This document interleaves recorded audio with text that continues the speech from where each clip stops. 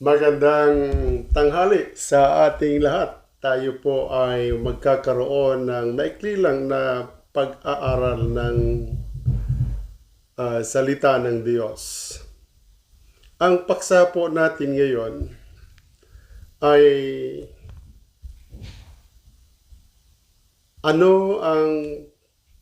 bakit ginagamit at ng Bible-believing Christian ang title na Christian at ano yung sinasabi na pangalan ng Diyos na itinatawag na masusumpungan natin sa aklat ng Daniel. Daniel chapter 9 verse 19. Ito po yung ating pag-uusapan.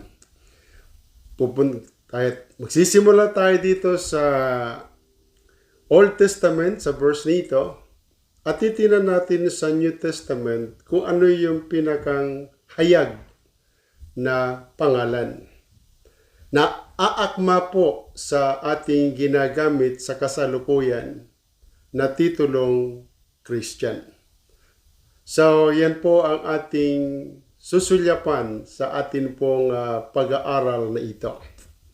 Mainam po na tayo ay kahit sa ilang sandali ay makapag-aral tayo ng kanyang salita. Ito po ay bagong schedule ng ating pagtatalakay ng laman ng banal na kasulatan. Actually, last Tuesday, hindi ko po na-anticipate yung time kaya na-miss po natin yung Tuesday. At ang schedule po ng ating mga Bible study ay Tuesday and Friday. Meron tayong Sunday. At the same time, meron tayong prayer meeting. Opo. But then, yung Bible study natin na ito ay malaya po kayong makapagtanong at i-message nyo po ang aking account. At sa next day po nating pagtatalakay ay baka matalakay ko na po yung inyong itinanong sa akin. Okay? For the meantime, ito muna pong nakahanda kong topic. Pakibuksan ninyo ang inyong Bible sa Book of Daniel chapter 9 verse 19 at babasahin ko ang talatang nabanggit. O Panginoon, dinggin mo, O Panginoon, patawarin mo, O Panginoon, iyong pakinggan at gawin. Huwag mong ipagpaliban alang-alang sa iyong sarili, O Diyos ko. Yun ang panagoy ng Israelites. Pero may kasunod po yun, di ba? Sapagkat ang iyong bayan at ang iyong mga tao ay tinatawag sa iyong pangalan. Ito po ay napakahalagang malaman natin dahil meron pong sinabi si Daniel sa kanya pong sa statement nito na sapagkat ang iyong bayan, yan po ay Israelites, ano po, at ang iyong mga tao, sino ito? Kailangan natin itong malaman, ano po, ay tinatawag sa iyong pangalan. Kaya mga kapatid, kailangan nating alamin bakit ginagamit natin yung title na Christian. Okay. Yung title na Christian. At very, very proud tayo na gamitin yaon. Sa Old Testament, mga kapatid, kung mayroon kayong Bible na hawak, ay mayroon pong tagpo na nag-usap si Moses at ang Diyos. At yan po ay tinanong ni Moses kasi ang misyon, ang layunin kung bakit nagtagpo si Moses at saka ang Diyos sa lumang tipan na makikita po natin sa Exodus chapter 3 verse 14 ay nagtanong po si Moses, ano ang sasabihin kong pangalan mo pagdating ko sa Pero?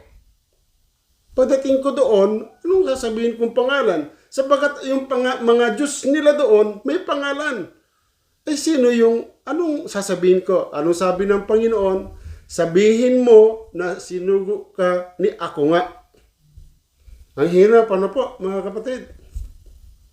So yung pangalan ay medyo mag-iisip ka eh. Sinugo ako, ni ako nga.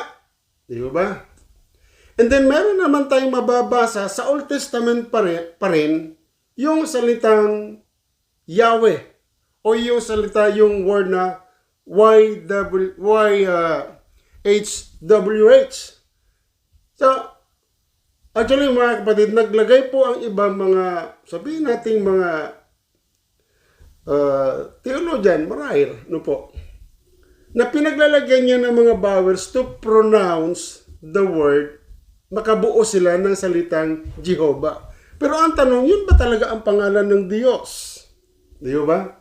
So medyo mayroong problemang napakalaki. Sapagkat kung gagamitin natin yung pangalang Jehovah, ay medyo bias na yon. Sapagkat mayroong grupo na ang pangalan ng kanilang grupo ay Jehovah. Pero ang pinaka-safest na nakita ko po, since tayo po ay kasama doon sa tao ng Diyos, na sinasabi sa Daniel chapter 9 verse 19, sapagkat ang iyong bayan, tapos yun, ang iyong bayan at ang iyong mga tao ay tinatawag sa iyong pangalan. So, mas klaro po pagdating sa New Testament ang pangalan. Kaya nga sabi ko sa inyo, kailangan malaman natin bakit natin ginagamit yung title na yon. Kasi lahat ng tao, pagka hindi sila, sabihin natin, hindi ka Buddhist, hindi ka Muslim, ang tawag kaagad sa iyo, Christian, tama? Automatic na yon. Pinipresume na kaagad na Christian. Pero mga kapatid, meron pong meron pong standard, meron pong pamantayan kung bakit ka gagamit nung pangalan na yon. At more or less alam yun ng mga Bible-believing Christian.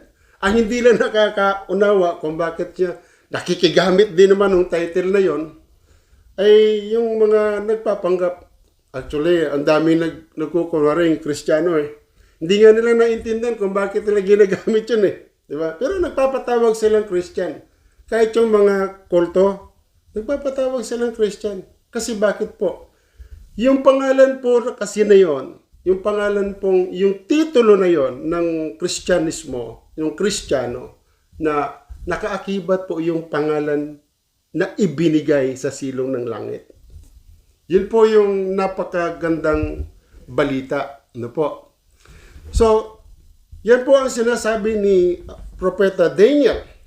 Sapagkat ang iyong bayan, which is Israelites, at ang iyong mga tao ay tinatawag sa iyong pangalan. So, puntahan natin yun, mga kapatid. Alam natin na pag binasa at nakita natin na tahasang ibinigay po yung pangalan. At yun pong pangalan na yon na magiging titulo ng mga tagasunod ni Kristo, tao ni Kristo, gagamitin niya po yun. Gagamitin po ng mga tagasunod. At hindi ka basta-bastang pwedeng gumamit ng pangalan na yon kung hindi ka tagasunod. Ano po? Okay, tingnan ninyo ang inyong Bible sa Matthew chapter 1 verse 21. Itapon ninyo yan. Matthew chapter 1 verse 21. Ano sabi? At siya'y manganganak ng isang lalaki, si Maria yan, di ba? At ang pangalang itatawag mo sa kanya'y, di ba? Jesus. Ano layon eh? Sapagkat ililigtas niya ang kanyang bayan sa kanilang mga kasalanan. Itapon ninyo. Ililigtas na Jesus ang kanyang bayan, which is Israelites. Akwa. So, yung bang pangalan na yan ay ibinigay galing sa silong ng langit. Opo. So anong layunin? Bakit ibinigay yan? Ano bang masusumpungan sa pangalan na yan? Yan ba ang pangalan na ibinigay sa silong ng langit? Na binabanggit doon sa Acts chapter 4 verse 12?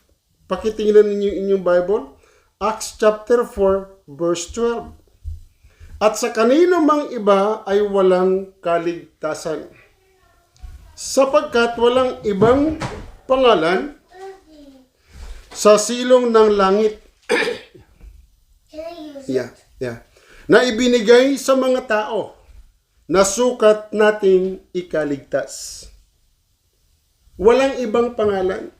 Papansin po ninyo, walang ibang pangalang ibinigay sa silong ng langit. Anong pangalan? Di ba yung pangalan na Jesus? Pero ang malaking question dito, Pastor, Jesus siya eh. Samantalang ginagamit natin Christian, tama? Ang ginagamit natin Christian eh. Hindi naman Jesus eh. So, bakit ginagamit natin yung yung titulong Christian? Okay, later. So, mayroong problema, di ba? Jesus. Ngayon, tinan po natin mabuti. Yung bang Jesus ay Kristo? Tama? Yung bang Jesus ay Kristo? Para magkaroon po ng katibayan yung ating claim na tawagin tayong Christian. Pakibuksan niyo inyong Bible sa John chapter 20, verse 31. John chapter 20, verse 31. Ngunit ang mga ito ay nangasulat upang kayo'y magsisampalataya na si Jesus ay ang Kristo. Itapon ninyo yan.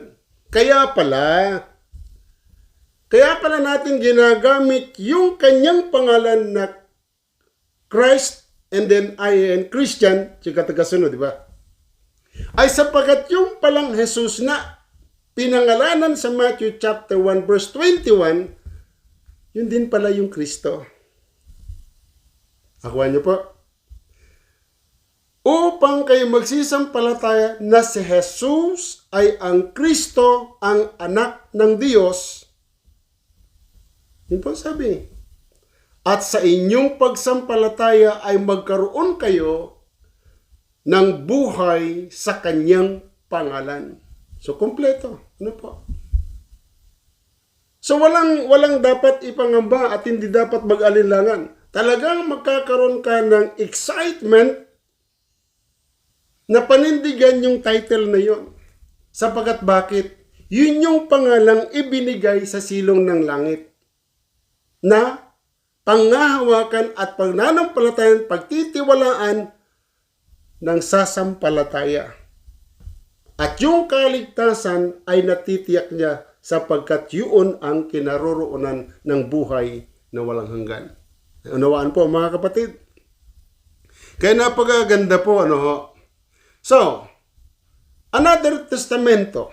May mababasa ba tayo uli na isa pang na talata upang pagtibayin na yung Jesus ay talagang siya yung Kristo? Maliban dito sa John chapter 20 verse 31. Kailangan natin i-claim eh. Okay? Now, tingnan natin yung sulat ni Apostol Pablo kay Tito, chapter 2, verse 13. Tingnan natin at basahin. Nakita po ninyo, mga kapatid, mga kaibigan, na hintayin niyaong mapalad na pag-asa at ang pagpapakita ng kaluwalhatian ng ating dakilang Diyos at tagapagligtas na si Hesu Kristo. Maliwanag, ano po? Sa John chapter 20, verse 31, yung Jesus ay ang Kristo ng Diyos. Tama? Dito naman sa sulat ni Apostol Pablo kay Tito, lalong na, kung baga sa lalo mong paghahawakan eh. Bakit? in-identify ang kanyang divine nature, yung buong kalagayan ng pagkadiyos. I cannot get in my car. Okay, later. Tagapagligtas. Ang pangalan, Hesu Kristo. So kaya, ito pong binabasa nating talata, mula doon na misan itinatanong ng iba, ano talaga yung pangalan, mga kapatid? Sa lumang tipan, ginagamit po yung mga iba't ibang presentation o pangalang upang ma-identify siya. Pero medyo gagamit ka ng malalim Daddy. na pagkaunawa. At magkakaroon ka ng pag-aalinlangan sapagkat yung mga translator ay naging sabihin nating bias. My car. Later, ko. So, naging bias at gawa ng kanilang vested interest. Whereas kung tayo ay pupunta sa New Testament, madidefine natin at makaklaro nating mabuti kung ano yung pangalan. Nakuha po natin, mga kapatid. At yun po ang dapat nating itanghal. Kaya nga nakakatuwa, di ba? Ang Bible-believing Christian, ang itinatanghal ay ang Kristo mismo. Where is the car? It's in the dark bucket. Okay. Later, I'm talking to somebody. Okay? Another thing na atin pong titinan. At yung pangalang Hesu Kristo. Ayun pong sinasabi doon sa Pilipos. Di ba? Pakibuksan nyo ang Pilipos chapter 2 verse 11. Ano po? Pilipos chapter 2 verse 11. Upang ipahayag ng lahat ng mga dila na si Hesu Kristo, ano raw po, ay Panginoon sa ikaluluwalhati ng Diyos Ama. Napansin nyo doon sa Old Testament kay Daniel, Panginoon, Panginoon, di ba? Pero walang specific na pangalan. Panginoon. Di ba? At yung pangalan, broad, kumbaga sa ano. Daddy, I want to put it, I want to get my car this. Yeah, okay. You can get it. Okay? Thank you. So, yun po yung kailangan nating mapansin. Sa Old Testament, laging ginagamit yung Lord, Lord. Whereas sa New Testament, ibinigay po yung detalyadong pangalan. Detalyado po. At tatawagin mong Jesus ang kanyang pangalan. At yung Jesus na yun ay ang Kristo mismo ng Diyos. At sapagkat siya ay ang Kristo ng Diyos, kung tawagin siya ay Hesu Kristo. Sa English, Jesus Christ. Kaya nga, ginagamit natin yung title. Now, bakit iniugnay sa iyo yung kanyang pangalan? Yun, kailangan natin laruin, mga kapatid. Bakit iniugnay sa mga tagasunod ni Kristo? Sa mga Kristiyano, yung titulong Kristiyano. Mga kapatid, kapag ginamit mo yung titulong Kristiyano, dapat naaangkop at naaayon po dito sa sinasabi sa Book of Acts. Ano po? Book of Acts chapter 11. Pakibuksan po ninyo inyong Bible, Book of Acts chapter 11 verse 26. At nang siya'y kaniyang masumpungan, ay kaniyang dinala siya sa Antioquia. At nangyari na sa buong 1 taon sila'y nakisama sa Eklesiya at nagsipagturo sa maraming tao, at ang mga alagad ay pinasimulang tawaging mga Kristiyano sa Antioquia. Kita po ninyo yan. Ba't tinawag na Kristiyano yung mga alagad? Sapagkat na-identify po sila na tagasunod ni Kristo. Servant sila ni Kristo. Kaya nga pag ginamit mo yung title na Kristiyano or Christian sa wikang Banyaga, dapat naaangkop ka sa titulo na yon. Dapat naaangkop. Kaya nga 'di ba, hindi natin tinatawag ang sanggol na Christian. Hanggang hindi niya nauunawaan ang kahulugan ng pagiging Kristiyano. Naunawaan mga kapatid? Kaya hindi natin kaagad tinatawag ang isang taong hindi pa naman tumatanggap sa Panginoon na Kristiyano sapagkat hindi po umaangkop ang titulo na itawag para sa kanya. Nagkaintindihan? Dapat angkop. Nagbibigay ng katibayan o katunayan. Kaya niya ginagamit yung titulong Kristiyano. Nakuha niyo mga kapatid? Mahalaga po yung titulo na yun eh. Na kapag ka ginamit mo yung title na yun, ay ipinapahayag mo sa buo mong pagkatao na si Kristo ay nasa sa iyo at si Kristo ang siyang, yung pamantayan ni Kristo ang iyong sinusunod. Nagkaintindihan tayo mga kapatid? Kaya hindi basta-basta ginagamit yung titulong Kristiyano. Hindi ka basta-basta magpapatawag na Christian. Ako ay Christian. Dapat naaangkop yun. Ako ay Christian. Bakit ka Christian? Yung iba ang sagot ganito. Kasi yung nanay ko Christian. Yung tatay ko Christian. Pastor pa nga yung tatay ko eh. Mali po ang sagot. Mali po ang sagot. Ano, pastor, ang tamang sagot? Ang tamang sagot, kaya ako Christian kasi tinanggap ko si Kristo. At yung pamantayan ni Kristo ang aking ikinabubuhay. Hindi pwedeng tawagin kang Kristiyano, magpatawag kang Kristiyano, pero hindi mo alam yung standard ni Kristo. Iyon po ay pandaraya sa sarili. Kailangan nalalaman mo kung ano at bakit mo ginamit yung pangalan na yun, maliwanag sa iyo na ikaw ay servant ng Panginoon. Nagkaintindihan tayo mga kapatid? No? Hindi pwedeng gamit ka ng gamit ng titulong Christian. Hindi mo pala alam ang ibig sabihin ng salitang Christian. Ano pa po ang ating pwedeng tingnan maliban dyan? Ano po? At pag ginamit mo yung titulo na yon, expect the unexpected.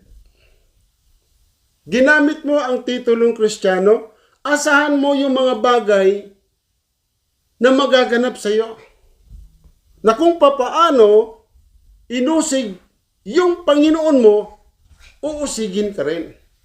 Na kung papaano nireject yung Kristo mo, i-reject ka rin. Na kung papaano binato yung Kristo mo, babatuhin ka rin. Expect the unexpected. Hindi mo pwedeng, tinanggap ko na ang Panginoon, dapat wala na akong problema. Bakit? Naging abnormal ka ba? Kaya sinasabi mong wala ka ng problema. Hindi mo ba naunawaan na kapag ka tinanggap mo si Kristo, ang laki ng responsibility mo? Bakit? Ipapakita na sa iyo ng Panginoon yung lawak ng responsibilidad sa iyo na kanyang iaatang. Bakit? Malaki po yung ministry. Excuse me. O siya. Napakalaki po ng ministry iniwan ng Panginoon sa atin. Napakalaki. At yung pong ministry na yun ay seryosong ministry po yun. Hindi po yun bastang ministeryo, mga kapatid, mga kaibigan.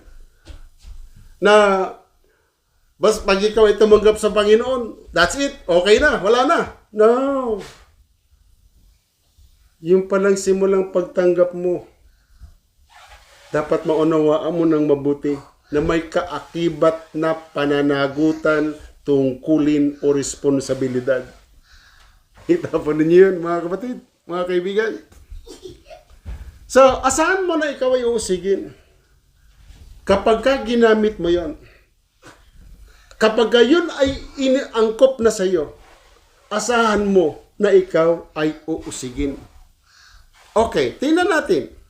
Anong sinasabi sa sulat ni Apostol Pedro? 1 Peter. Ay, anak. Quoter. Chapter 4, verse 16. Yan. Pakibasa nyo sa inyong Bible, mga kapatid. Ang don't touch the lampshade, anak. Camille. Ngunit kung ang isang tao, ano sabi? Ay magbata na gaya ng Kristiyano, ay huwag mahiya, kundi lumuwalhatiin ang Diyos sa pangalang ito. Itapon niyo yun. So, Kristiyano ka. Pinagtatawanan ka ba? Nililiba ka ba dahil kay Kristo? Anong sabi dito? Huwag kang mahiya. Nagsishare ka ng gospel. Soul winner ka eh. Nililiba ka, pinagtatawanan ka. Huwag kang mahiya. Sabi dito, anong dapat mong gawin? Kundi luwalhatiin ang Diyos sa pangalang ito. Taglay mo yung pangalan, yung titulo, pangalan ng Diyos. Identity mo, dapat maluwalhati ang Diyos. Nakuha niyo mga kapatid? Kaya nga diba yung awit, I have decided to follow Jesus. Diba? I have decided to follow Jesus. I have decided to follow Jesus. No turning back, no turning back. Di ba? Pag nagdesisyon kang tanggapin ang Panginoon, no turning back. Hindi mo kailangang umatras. Hindi mo kailangang tumalikod. Go, go, go. Sapagkat kung ikaw ay tatalikod, sino sa palagay mo ang magdadala pa ng ebanghelyo sa unahan? Di ba wala na? Tumalikod ka eh. At ang sabi ni Apostol Pedro, kung dumating na kinukutya kayo, na inaalimura kayo, ang pagtitiis dumating sa inyo, dahil doon sa titulo na yon, huwag kayong mahiya.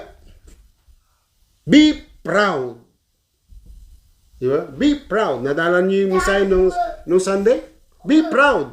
Look, Daddy, I have 3 billion. Sa pangalan na yan. I have 3 billion, 39,362,500 coins. Good. Okay? So, dapat maging proud ka. Huwag mong titingnan ang ginagawa ng sanglibutan sa iyo. Normal yon. Uusigin ka. Bakit? Inusig ang Panginoon mo eh. Takuhan niyo mga kapatid? Inusig ang Panginoon mo. Kung kaya't, dadanasin mo yon. Magiging bahagi ka ng pagtitiis ni Kristo. Kaya nga mga kapatid, mapalad yung Kristiyano. Mapalad. Paso bakit naging mapalad? Alalahanin nyo mga kapatid, mga kaibigan. Pag tinanggap mo ang Panginoon, ikaw ay saved. Ang kaligtasan na yun, hindi nawawala yan. Di ba? Protektado ka ng Panginoon. At ang pangalan niya ay ibinigay niya sa iyo. Alam nyo kung ano pang advantage kung nasa iyo ang pangalan ng Diyos? Hindi kanya hahayaang nakasubsob. Hindi kanya hahayaang talunan. Ikaw ay gagawin niyang overcomer sapagkat hindi niya hahayaan na ang pangalan niya sa iyo ay malapastangan ng kahit sino. ibabangon at ibabangon niya ang kanyang pangalan na nasa sayo. Di ba? Pero kung wala ka kay Kristo at hindi mo taglay yung titulo na yan, mga kapatid, kawawa ka. Pero paano ba tataglayin, pastor, yung pangalan na yan? Kailangan mong matanggap ang may pangalan na yan. Kailangan mo siyang tanggapin. Kailangan mo siyang sampalatayanan. Kailangan mong ipagkatiwala ang iyong sarili sa Kanya.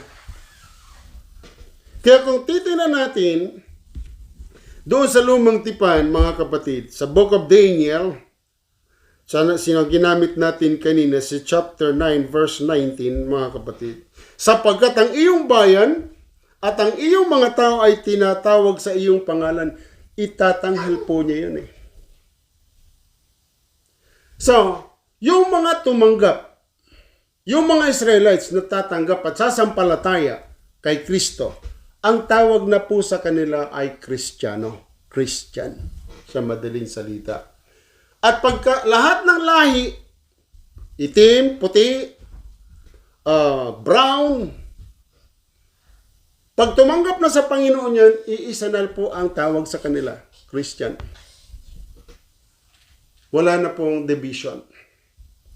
Sapagkat nag-iisa na sa harapan ng Diyos ang bawat isa. Kaya pag ginamit mo ang titulong Kristiyano, itinatangal mo ang may-ari nito. Sino ang may-ari niyan? Ang mahal na Panginoong Jesucristo. Ano ibinigay sa silong ng langit?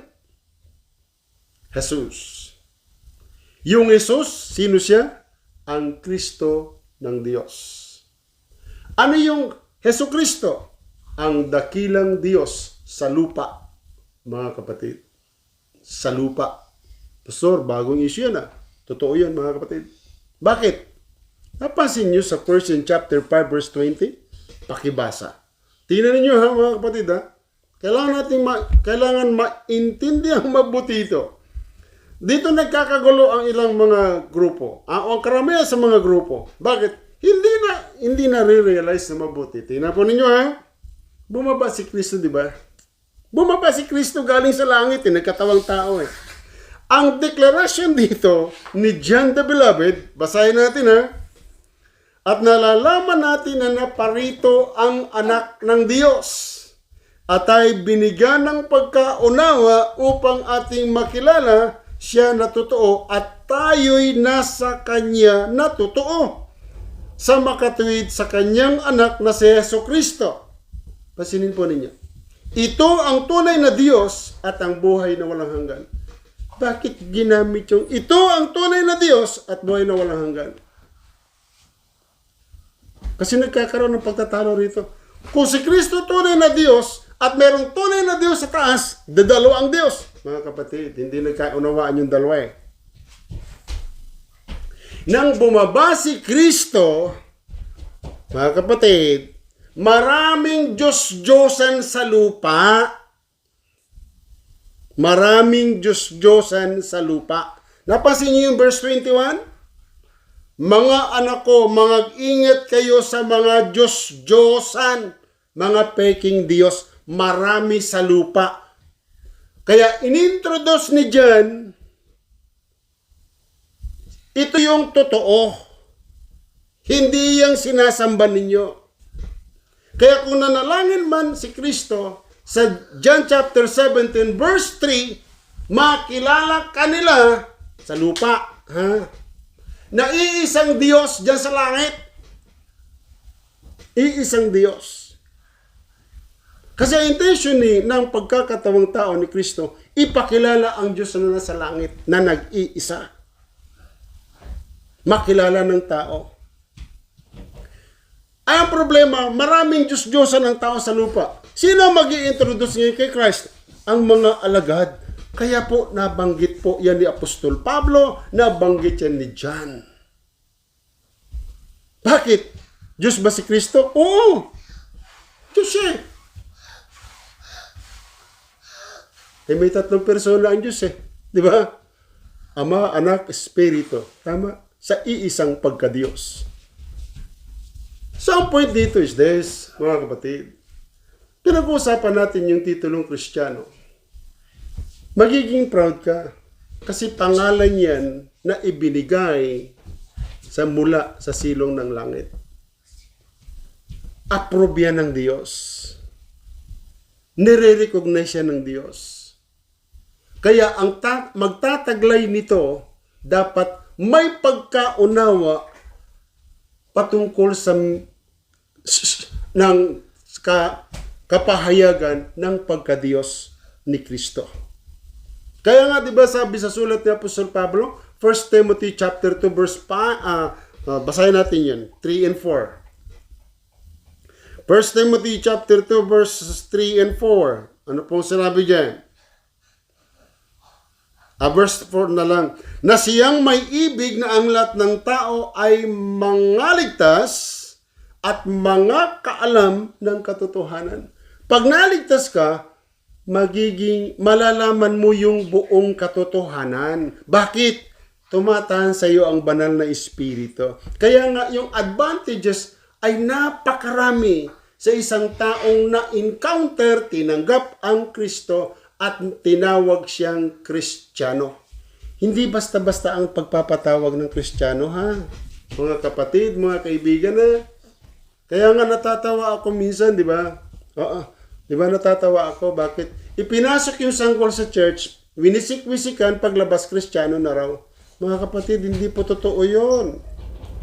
Hindi po yun totoo. Hindi po ganun ang nilalaman ng banal na kasulatan. Dapat tinanggap mo si Kristo. At yun po ay personal acceptance, personal na pagkaunawa at pagkilala at pagtanggap kay Kristo. Mahalaga po, gagamitin mo ang titulo, ang pangalan ni Kristo. Dapat naaangkop sa personality ng may pangalan. Ano ba ang personality ng may pangalan? Mga kapatid, tandaan po natin mabuti, ha? Kaya nga, ang atin pong ang sanctification, ang justification, ang kalagayan natin bilang mananampalataya, tandaan po natin, progression, may progression po yan, progressive. Kaya nga may paglago, di ba? Walang instant pagdating sa pananampalataya.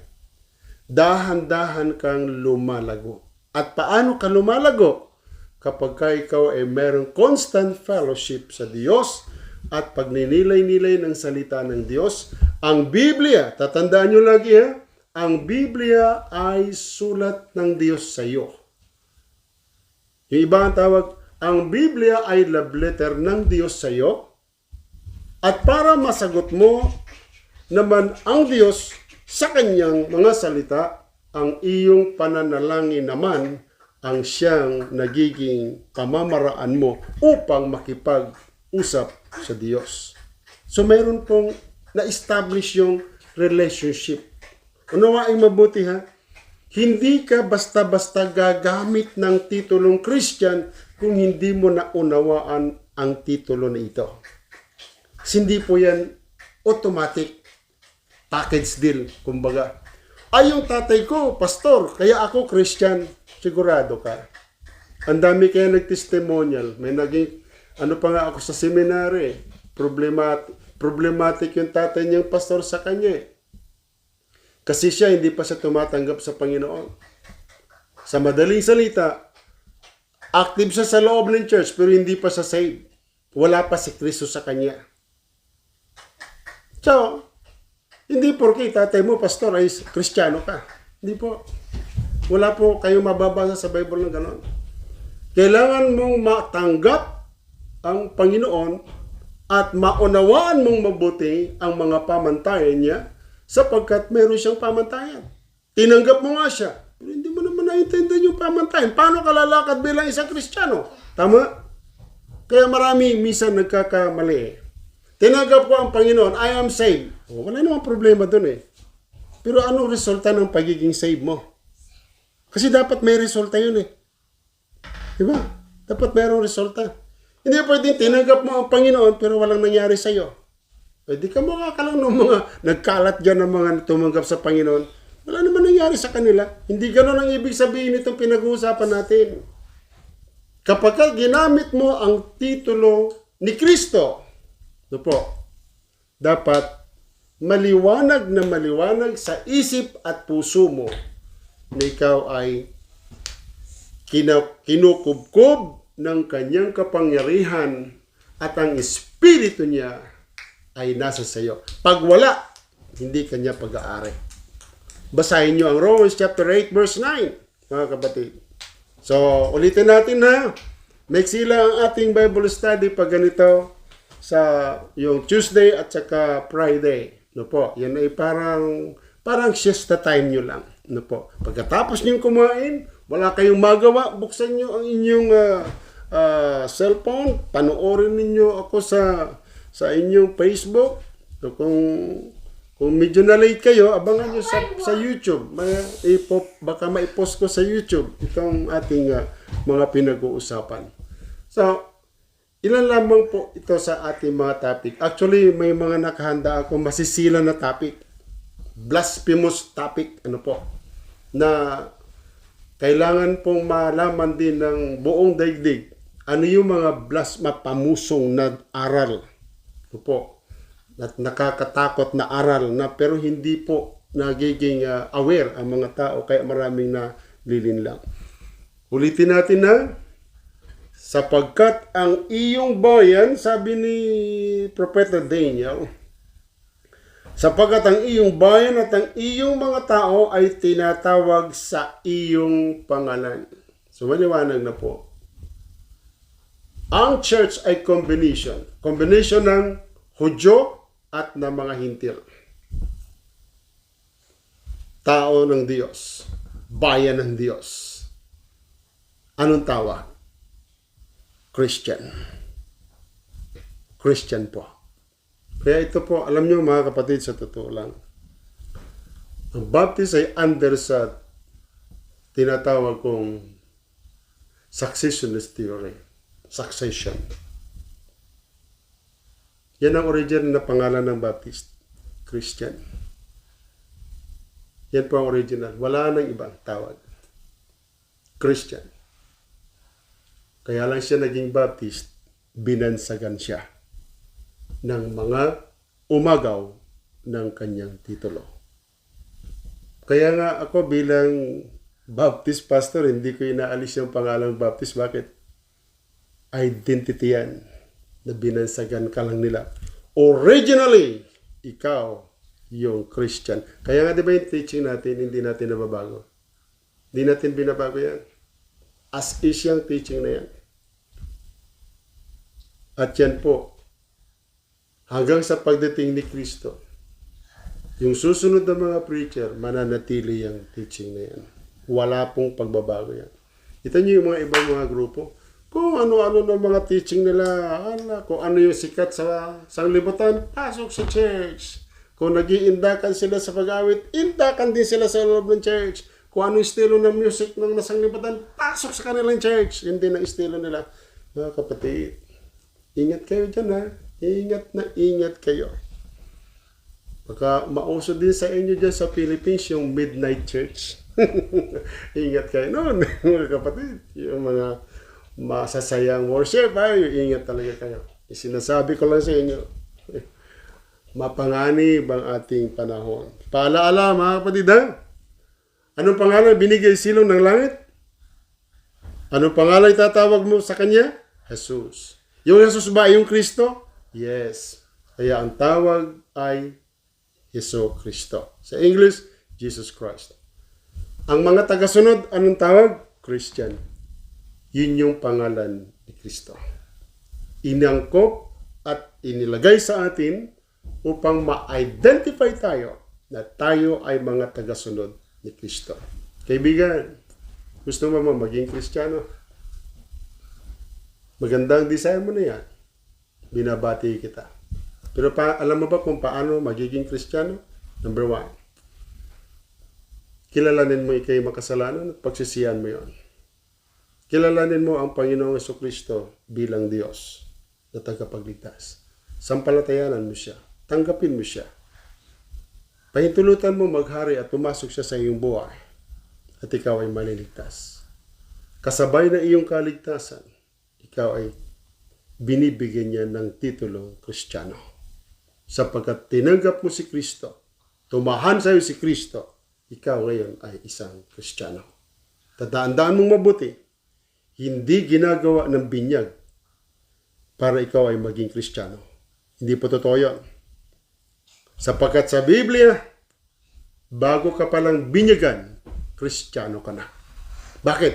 Sapagkat tinanggap mo ang Kristo na siyang nagbibigay ng pangalan, na siyang ikinabit ng mga taong nakamasid at nakakakita noon sa Antioquia sa mga alagad. Maraming salamat sa inyong pagsubaybay at ipanalangin po ninyo ang iba't ibang uri ng tanong na ipinapadala na ma-organize nating mabuti yan.